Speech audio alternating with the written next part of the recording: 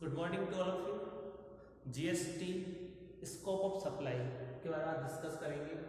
हमने scope of supply के दो शेड्यूल पढ़ लिए, first schedule and second schedule. Now we will discuss about third schedule, activities under treated as supply of goods non services, यानी कि वो activity, वो व्यवहार जिन्हें ना तो अपन ये कह सकते हैं माल की आपूर्ति है और ना ही सेवाओं की आपूर्ति है, वो किसमें आते हैं? शेड्यूल थर्ड में, अनुसूची थर्ड में।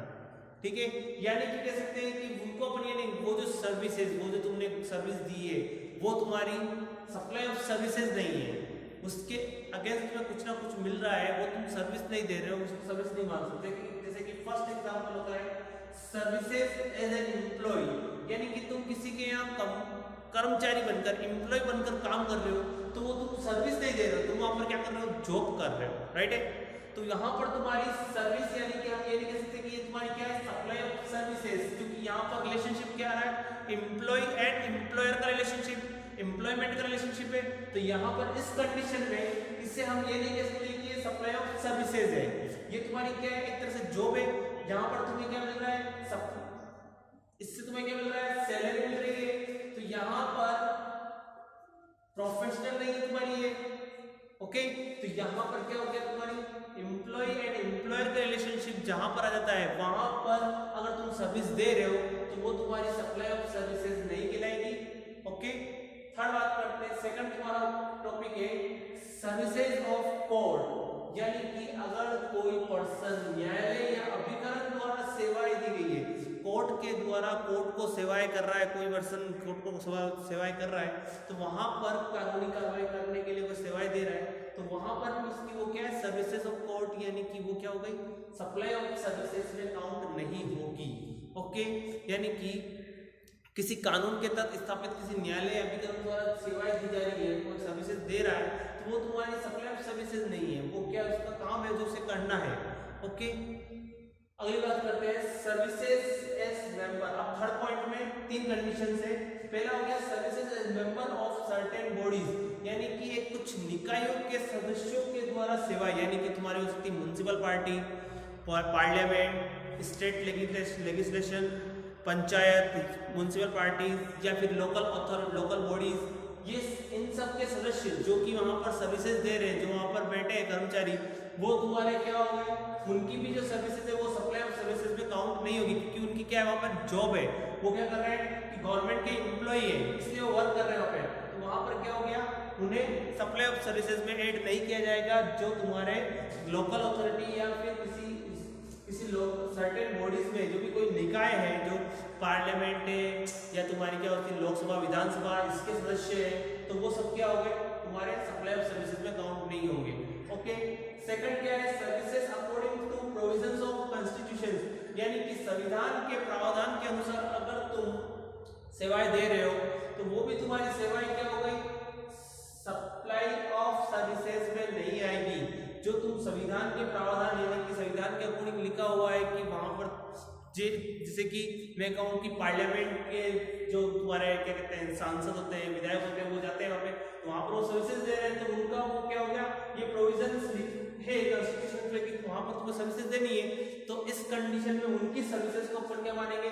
हम सप्लाई ऑफ सर्विसेज नहीं मानेंगे। क्यों? क्योंकि ये क्या है? एक तरह से संविधान के प्रावधानों के अनुसार जो सेवाएं दी जाती है वो तुम्हारी क्या होती है? सप्लाई ऑफ सर्विसेज में काउंट नहीं होती है।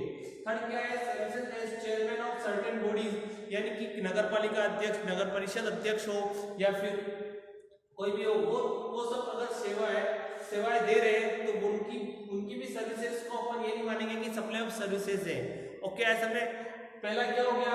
यानी कि पंचायत हो गई तुम्हारी, पार्लियामेंट हो गए तुम्हारे, लेजिस्लेशन हो गए स्टेट, या फिर तुम्हारी लोकल अथॉरिटी हो गई, म्युनिसिपैलिटीज हो गई, अगर उनमें उनके सदस्य या उनके अध्यक्ष अगर सेवाएं दे रहे हैं तो उनकी सेवाओं को अपन सप्लाई ऑफ सर्विसेज नहीं मानेंगे, ओके, कंप्लीट।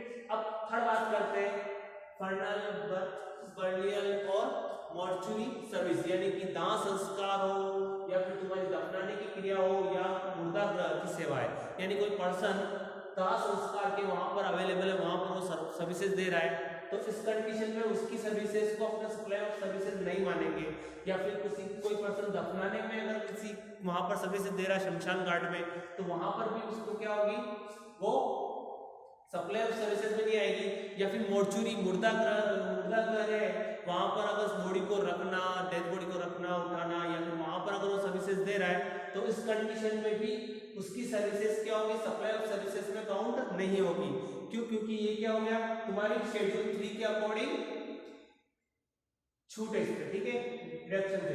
अब क्या लिखा हुआ है, sales of land and building, अगर मैं अपनी लैंड और बिल्डिंग को सेल कर रहा हूं तो वो भी तुम्हारी क्या होगी, सप्लाई ऑफ सर्विसेज में नहीं आएगी। क्योंकि यहाँ पे क्या हो रहा है, मैं क्या कर रहा हूँ, अगर लैंड बिल्डिंग को सेल्स करता हूँ तो मेरे पास क्या लगता है, टैक्स लगता है, ठीक है।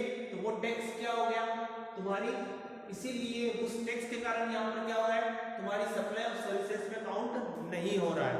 क्यों? क्योंकि ये डायरेक्टली टैक्स पे कर रहा है। ओके, आगे समझ।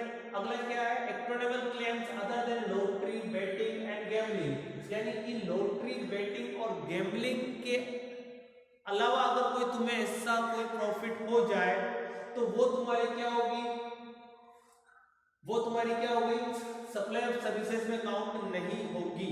ओके, यानी कि लॉटरी की अगर तुम सर्विस दे रहे हो तो तुम्हारी सप्लाई ऑफ सर्विसेज है, अगर बेटिंग की सर्विसेज दे रहे हो तो वो भी तुम्हारी सप्लाई ऑफ सर्विसेज है, बट गैम्बलिंग अगर तुम कर रहे हो तो वो भी तुम्हारी सप्लाई ऑफ सर्विसेज है। बट इसके अलावा अगर तुम्हारे पास में किसी टाइप को भी एक अचानक कोई प्रॉफिट हो जाए, कहीं मिल जाए तुम्हें पैसा, या फिर तुम्हें कोई कुछ कर रहे हो, वो सारी चीजें तो वो तुम्हारी क्या हो गई, सप्लाई ऑफ सर्विसेज में काउंट होगी।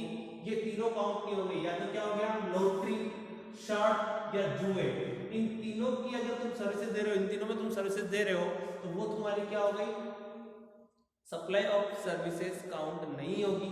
बट इसके अलावा अगर तुम कहीं पर भी करते हो तो वो तुम्हारी के इन तीनों के अलावा अगर तुम्हारा कोई भी एक्टोनेबल क्लेम के अकॉर्डिंग कहीं सर्विस दे रहे हो, जहां पर कसिनो चल रहा हो, यहाँ पर हो सकता है कि, तो वहां पर अगर तुम कर रहे हो तो वहां पर तुम्हारी क्या होगी, सप्लाई ऑफ सर्विसेज होगी। बट अगर लॉटरी, शॉर्ट या जुए की कोई सोसाइटी और वहां पर तुम वर्क कर रहे हो तो तुम्हारी सप्लाई ऑफ सर्विसेज में काउंट है। क्योंकि वहां पर क्या मिल रही है, तुम्हें सैलरी मिल रही, और सैलरी जो मिल रही है वो टैक्सेबल होती है, और वहां की जो इनकम होगी वो तुम्हारी क्या होगी, इनकम टैक्स के अकॉर्डिंग टैक्सेबल है। तो इसीलिए वहां इस पर टैक्स नहीं लगेगा, सप्लाई ऑफ सर्विसेज मानी नहीं जाएगी। ओके, ये क्या हो गया तुम्हारा शेड्यूल 3, यानी कि इन